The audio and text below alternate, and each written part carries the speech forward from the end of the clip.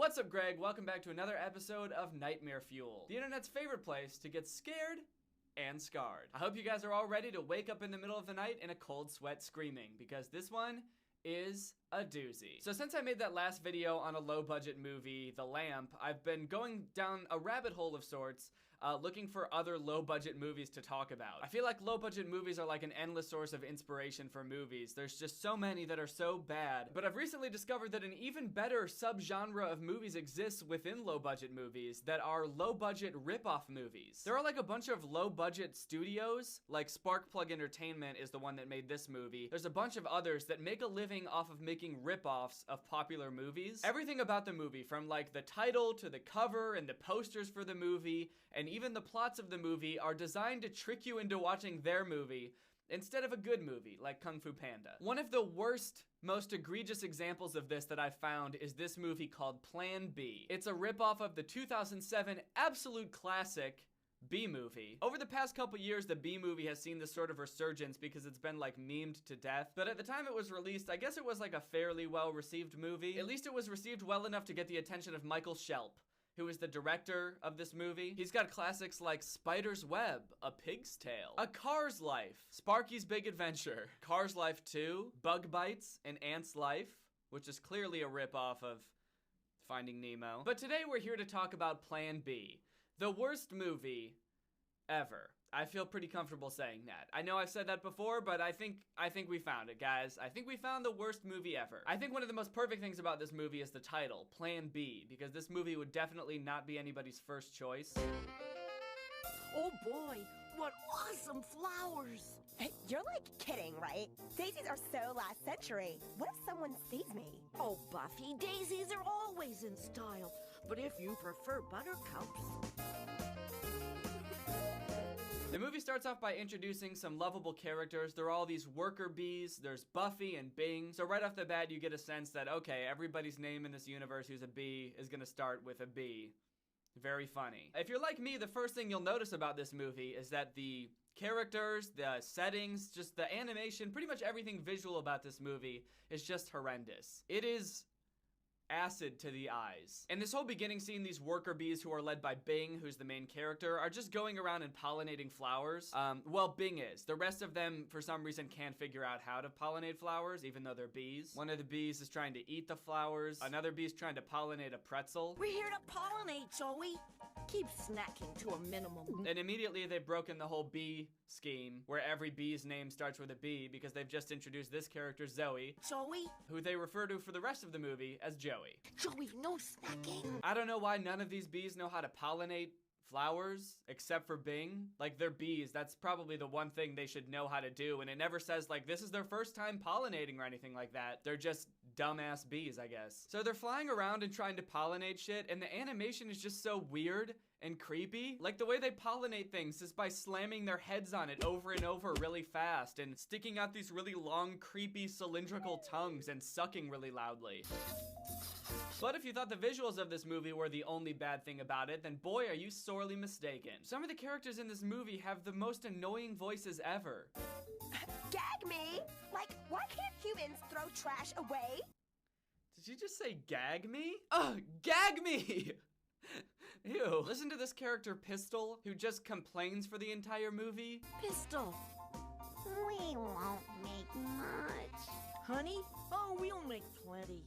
Not with this motley crew, we won't. His voice is just, it's so gross. Oh, stop. This is the A-Team. What? All this character does for the entire movie is complain and make those, like, moaning noises. It's the most disturbing thing. You know, say what you want about the B movie being weird, but at least they found a way to take something that would ordinarily be kind of creepy to most people, bees, and turn them into slightly endearing or at least personable characters. This movie feels like it went out of its way to make all of the bees creepy and gross. Like, this one's so annoying and just complains all the time. One of them licks trash and eats all the flowers they're supposed to be pollinating. They all look horrifying. And when they get back to the hive to make honey out of all the nectar they got, they do this thing where they extend all their gross ass tubes out of their mouth and spit all the nectar into one giant bowl. Not to mention the way the bees stir the nectar into honey, which is with their butts. Not much nectar. God damn, that voice is so annoying. Well, at least there couldn't possibly be a more disturbing looking and sounding character, right? I want more. That is my sleep paralysis demon. Sometimes I wake up in the middle of the night, unable to move, and at the foot of my bed is that bee. What's this? It's, honey. I can see that. But they're so little. The story of this movie is basically all these worker bees who are the heroes of the movie trying to deal with this new tyrannical queen who takes over after the old queen mysteriously disappears. This new queen basically enforces this new rule where you have to extract as much nectar as possible because she wants all the honey in the world, and she wants to expand the hive and make her hive super big so she can have all the honey. From now on, drill and drain. Huh? Choose one flower, drill into it, and drain every last drop of fluid. They could at least not intentionally try to make everything sound super gross. Drill into it and drain every last drop of fluid? I don't know what it is about the word fluid at the end of this sentence, but it makes everything sound super gross. But that... That feeling when you drill into it and drain every last drop of fluid. If you've ever seen the Bee Movie, you know that a big part of it is like the social and environmental commentary that it makes about humans. Plan B tries to replicate that, but never really like elaborates on it or like goes deep enough for you to be able to tell what point they're trying to make. What are you guys doing? Ever hear of drill and drain? Yeah, it sounds like some nutty technique humans invented. Yeah, you know us humans, always drilling and draining every last drop of fluid. Care to elaborate on why that could be bad? Humans. No? Then you're not gonna mention it for the rest of the movie? Okay. Yeah, humans, good one. But, as you might expect, the drilling and draining method doesn't go so well. Pretty soon they run out of usable flowers because they've drained every last drop of fluid from all of them, and they have to resort to going and draining flowers from this George Washington memorial. The bees live in Washington, D.C. I haven't mentioned that. I don't know why that's an important part of the movie, but it is. Drill and drain. Hurry. Zips. These bees are so fucking dumb. They're like, all right, time to pollinate the flower. Wait, which part's the flower again? Disturbing, a floral tribute to George Washington and so on. Why does this bee have so much respect for George Washington? This bee was born, what, probably less than half a year ago? And George Washington died in 1799? Also, he's a bee? We have no choice. We do have a choice. Like Washington. You know, he could have been king, but he chose democracy. Why does he know so much about George Washington? Do they learn human history in bee school?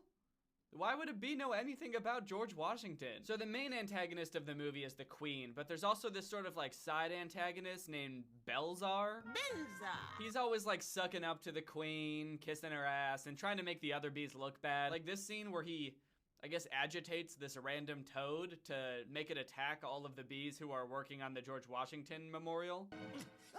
And in the next scene, when they all bring back their nectar to see how much they got that day, they vomit all the nectar into the bowl, they shake their little asses in it, and then they're all just kind of standing around waiting. The queen is standing right there, everybody's just standing doing nothing. Belzar just floats from his bowl over to the other bowl, sticks out his giant creepy tongue, and slurps up some of their honey. Belza stole my honey. Me? No, you stole my honey. Did not. Did too. Silence! The contest winner is Belzar. How did the queen not notice that? She's literally standing right there. How did anyone else not see him do that? It's not like they were all distracted doing something. They were just standing around. How did they not see him stick out his giant ass tongue and drain every last drop of fluid? Belzar did appear to take a bit. Oh, okay, someone did see. This old-ass bee in the background who we've never seen or heard from before. Well, at least he saw, but the queen doesn't give a shit. Silence! Being lost. Banish him. Well, yes, I certainly could. But then I'll have less honey. Look at it. Glistening. Pure. Gold. I want more. Look, I'm just gonna say it. This queen is too into honey. I get that she's a bee and bees love honey, but I feel like even just talking about honey, even just thinking about it is turning her on. I'm not about it.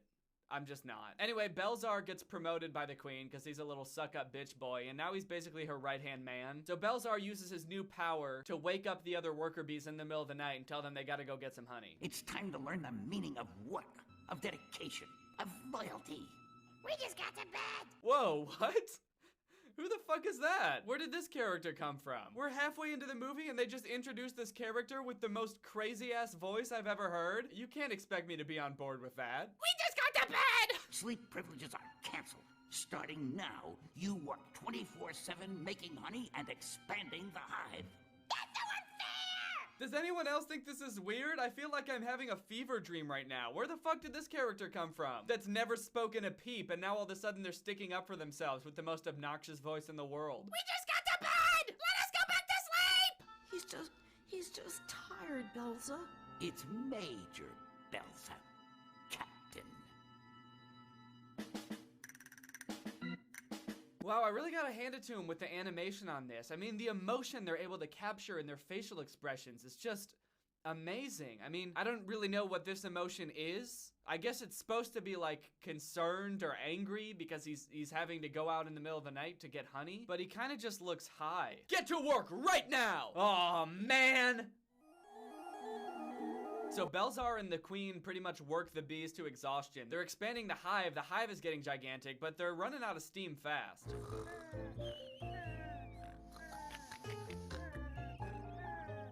Joey, Zips, wake up. I'm so tired. Yeah, nice. You know how when you're so tired you can barely keep your eyes open and someone wakes you up and you go, I'm so tired! Yeah, that makes sense. We haven't been to bed in days. You're kidding. So you come here to the Lincoln Memorial, Yeah. a monument dedicated to Abraham Lincoln, the president who ended slavery. And here we are busting our behinds before dawn without so much as a thank you. Like slaves.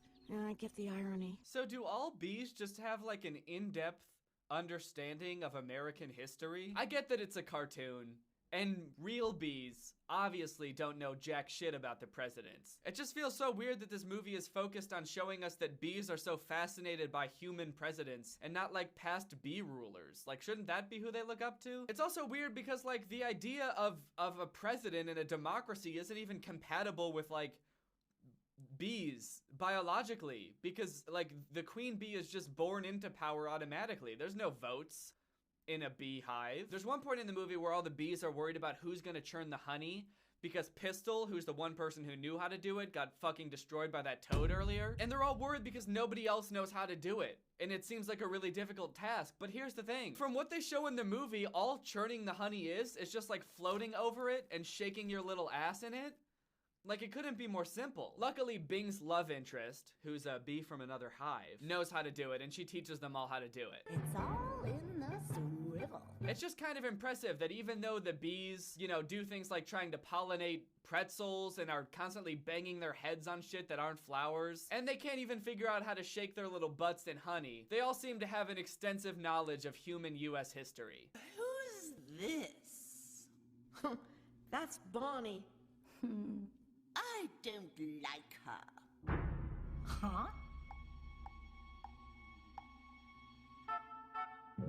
I'm hungry.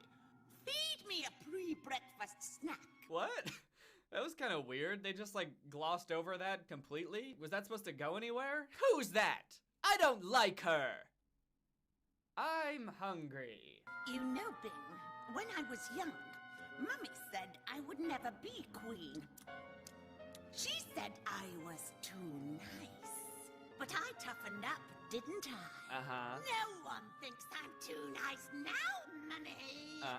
One of the things I love about this movie is how one-dimensional every character is. You got the main character who's just standard good guy. The love interest is just classic nice girl. You got a fat bee who's constantly eating flowers and garbage. And then you have the villain who, when she finally reveals her main motivation for being evil, it's just that her mom said she was too nice once, and so she decided she was gonna be evil forever.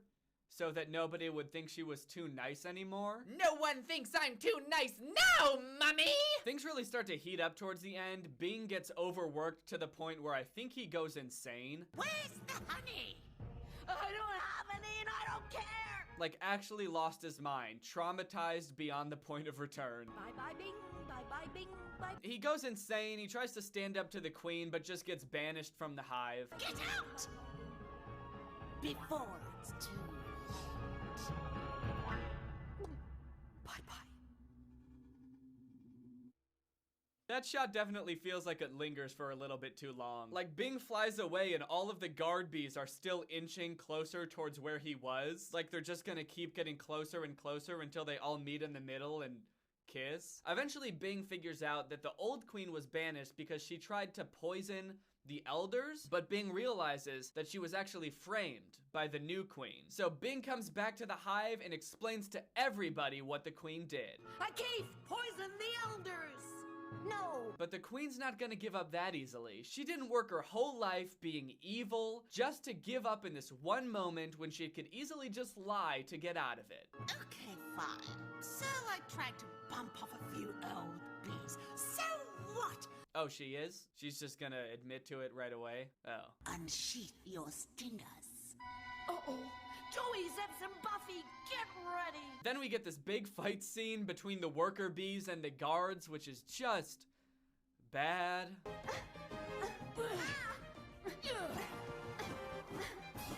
Not so fast. The weirdest thing about this scene is it doesn't even look or sound like any of the bees are actually hitting each other. Everyone is just missing each other, so it's just like 10 bees all humping the air and grunting for like 2 minutes. Why is no one making contact? This fight is gonna take forever. The ending, I gotta say, is not very satisfying. They defeat all the queen's guard bees and the old queen comes back and she's like, your reign of terror is over. And then without saying or doing anything, the queen just floats away. She's just like, okay, yeah, that makes sense.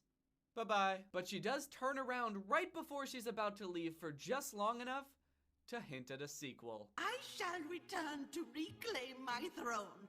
And next time, I won't be so nice. Next time... Get her. Next time...